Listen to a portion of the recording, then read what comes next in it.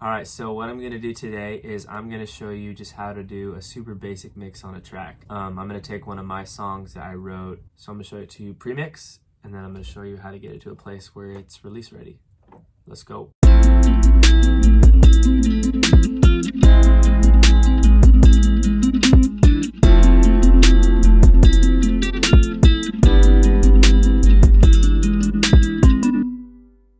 Alright, so this song is really sick. So I'll show you like a really rough cut. But yeah, this is what a song sounds like before it's mixed. So you just gotta hear it.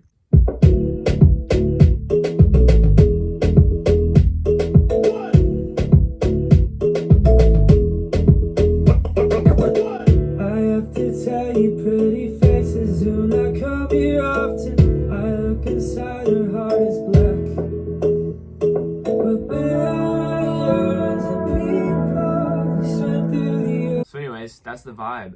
It's kind of like tropical pop house. Anyways, as you can hear, it's pretty rough. It doesn't sound horrible. Like, you know, it's basically like at a song's place where you've created it, but it's not like edited or mixed at all. But then essentially mixing, just to define it, is mixing is taking all the individual instruments and vocal stems and parts of the song and making it all fit together as one cohesive piece. So I always like to start with a vocal mix, because if my vocals aren't mixed, it's going to be really annoying the rest of the time, because I'm just going to be pissed off because I'm going to be like, oh my God, like.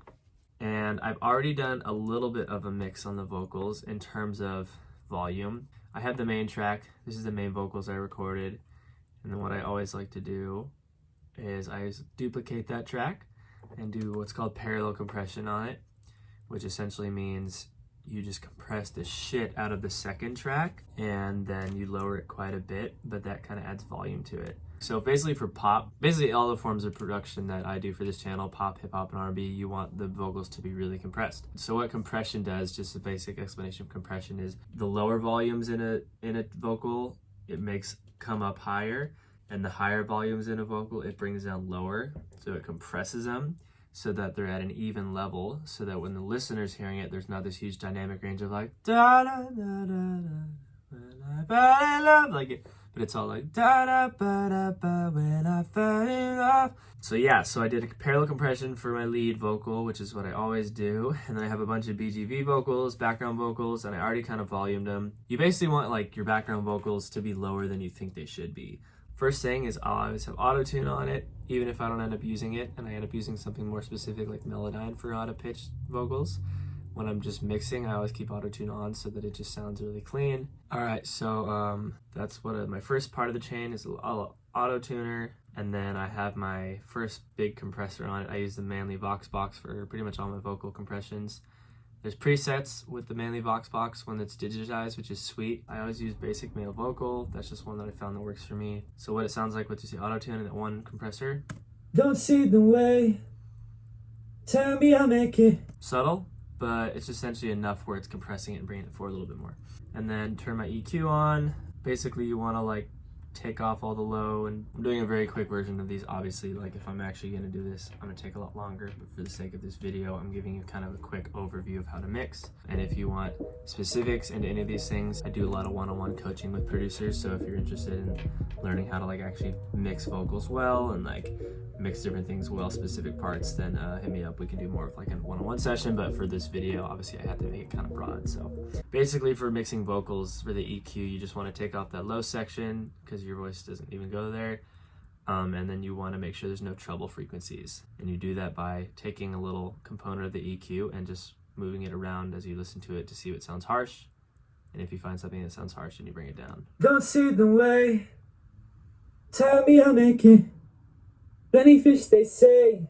That sounds But I'm feeling naked now. You know, that sounds like radio feedback almost. That means it's kind of harsh. You want to bring that low part down probably. Don't see the way. Tell me I'll make it. That's it. It's good for now. De-esser takes off the high-end sibilants off your voice, so like the s and the ps, like the breaths. De-essers help take that out of your mix. And then I got a multi-band compressor, so I use UAD Universal Audio's Reverb Pro. Don't see the way. Okay, so just want to show you the difference without any effects. Don't see the way. Tell me I'll make it. nothing on it, and now this is with parallel compression and all the other effects. Don't see the way. Tell me I'll make it. So basically now it sounds like I could put it on a track and it would be good. All right, so that's the vocals mixed. All right, so now that I have all my instruments lined up, let's hear how they sound.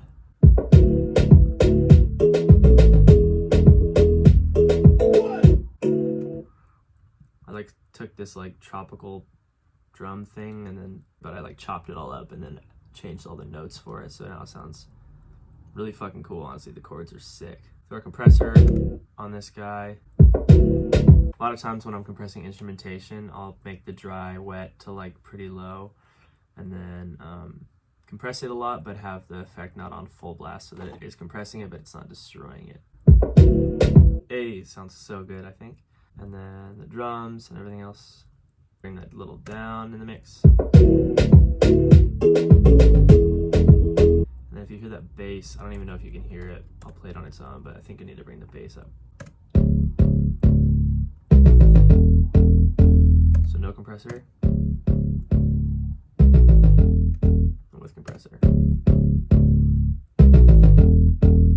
See how it just brings up the lower, quieter sounding parts of it? It just makes it sound like fatter, basically. Fish they say, but I'm feeling naked now. Don't see. It sounds so much better. So see, it already sounds like more of like a track you could hear versus before it sounded like vocals on top of instrumentation. So that's basically what mixing is. Mixing is, like I said, it's taking everything and making it all nice together. Cool. Pretty much getting pretty good with how this track's coming out, and then always compare your tracks to industry level tracks, you know, like something like I always will do like a Justin Bieber track or something like that, just because it's mixed so well. That's such a high level that I'll just be like, cool, how is my mix compared to this? You know, like what am I not having? Like what, do I not have a lot of lows coming into my mix? Do I not have a lot of highs that you can hear in my mix? Do I not have a lot of mid sounding like instruments? You know, like what do I not have compared to what other people have? But basically it sounded pretty good. So I'm gonna show you just like before and after really quick. So this is what it sounds like not mixed. We're billions of people swim through the ocean, swim through the ocean. So far, And this is how it sounds mixed. we're billions.